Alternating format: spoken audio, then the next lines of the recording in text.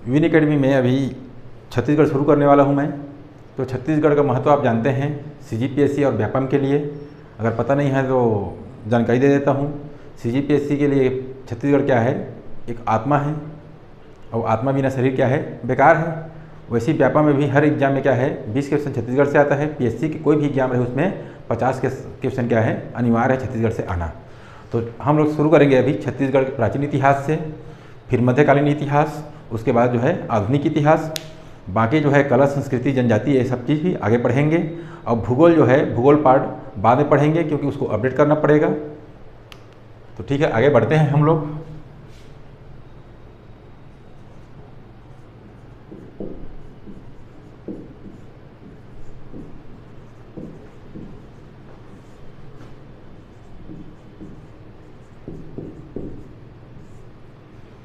तो दोस्तों हम लोग को पता है भारत के इतिहास में भी क्या करते हैं, इसको 3 हिस्सों में बांटते हैं, प्राचीन इतिहास, मध्यकालीन इतिहास और आधुनिक इतिहास में। वैसे छत्तीसगढ़ को भी बांटा गया है। तो छत्तीसगढ़ के बारे में आपको पता होना चाहिए, छत्तीसगढ़ का इतिहास जो है मौर्य काल से प्राचीन नहीं है। मतलब इसका जो है क्या मिलता है, हम लोग को लिखित साक्ष्य मिलता है। लेकिन हमारे जो धार्मिक ग्रंथ है जैसे कि महाभारत, रामायण, उनके अनुसार क्या है, छत्तीसगढ़ का इतिहास जो है रामायण काल या त्रेता युग से भी संबंधित है। लेकिन मानव विकास क्रम को देखेंगे इसको जो है 4 हिस्सों में बांटा गया है।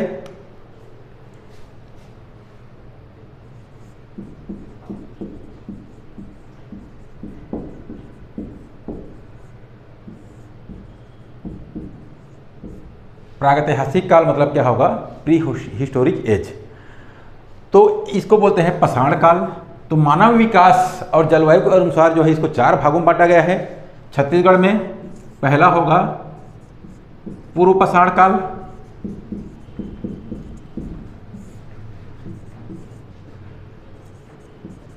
मध्य पाषाण काल,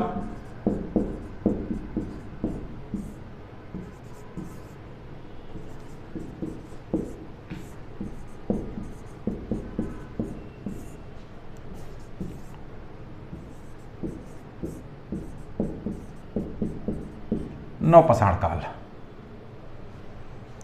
तो देखते हैं पाषाण काल। तो भारतीय इतिहास देखते हैं हम लोग, पाषाण काल की शुरुआत हुआ था लगभग 2.5 लाख ईसा पूर्व पहले। लेकिन इस धरती पर जो है मानव की उत्पत्ति महाराष्ट्र में एक बोरी नामक स्थान है, उनके अनुसार जो है 14 लाख ईसा पूर्व पहले हो गया था। लेकिन धरती पर होमोसेपियंस मतलब ज्ञानी मानव को उत्पत्ति का हुआ था 30 से 40 हजार ईसा पूर्व। धरती में जो है होमोसेपियंस या ज्ञानी मानव को उत्पत्ति हुआ था। तो ये जो है हमारे पूर्वज मतलब आदि मानव, ये जो है पत्थरों का औजारों के रूप में प्रयोग करते थे। इसी अनुसार जो है भारत के इतिहास में इसको 3 हिस्सों में बांटते हैं, पूर्व पाषाण काल, मध्य पाषाण काल और नवपाषाण काल में। लेकिन छत्तीसगढ़ में हम लोग क्या करते हैं, इसको 4 हिस्सों में बांटते हैं, पूर्व पाषाण काल, मध्य पाषाण काल, उत्तर पाषाण काल और नवपाषाण काल के रूप में। तो देखते हैं कौन कौन सा स्थल है पूर्व पाषाण काल से संबंधित। महानदी घाटी,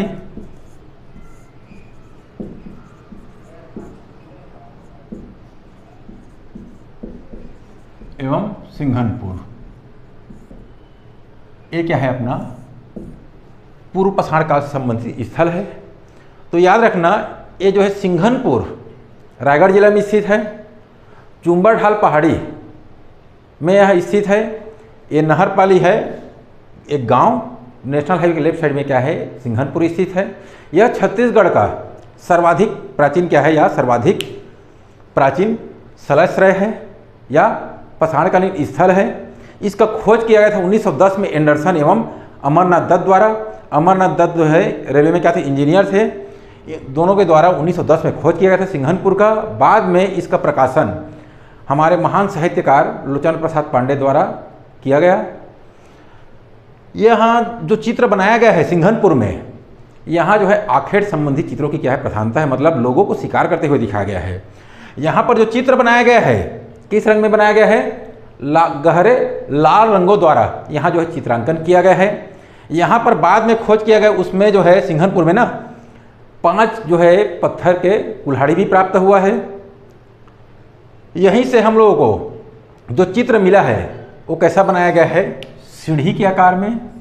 मानव आकृति जो है सीधी डंडे के आकार में और सीढ़ी के आकार में क्या किया गया है, बनाया गया है। सीढ़ी बन गया मतलब सीधा डंडा हो गया और सीढ़ी नुमा, जैसे सीढ़ी बनता है ना, ऐसी क्या किया गया है, चित्रांकित किया गया है। यह छत्तीसगढ़ का क्या है, सर्वाधिक प्राचीन पाषाणकालीन स्थल है। कौन सा, सिंघनपुर में। एग्जाम में पूछता है बार बार छत्तीसगढ़ का प्राचीन पाषाणकालीन स्थल कौन सा है, तो सिंघनपुर। उसके आगे बढ़ेंगे तो पूछता है चुम्बर ढाल पहाड़ी कहाँ स्थित है। आजकल नए नए क्वेश्चन बना के पूछ रहे हैं, तो चुम्बर ढाल पहाड़ी कहाँ है, तो कहाँ आएगा, महानदी घाटी लेना है। बार बार एग्जाम में पूछ रहा है, हसदो घाटी, महानदी घाटी, इंद्रावती, कोई भी क्वेश्चन पूछ दे रहा है तो क्या लेना है, महानदी घाटी लेना है, चुम्बर ढाल घाट पहाड़ी को। मतलब चुम्बर ढाल जो है ना पहाड़ी, उसी में क्या है, सिंघनपुर स्थित है। आगे बढ़ें तो आगे बढ़ेंगे तो हम लोगों को मिलेगा मध्य पाषाण काल।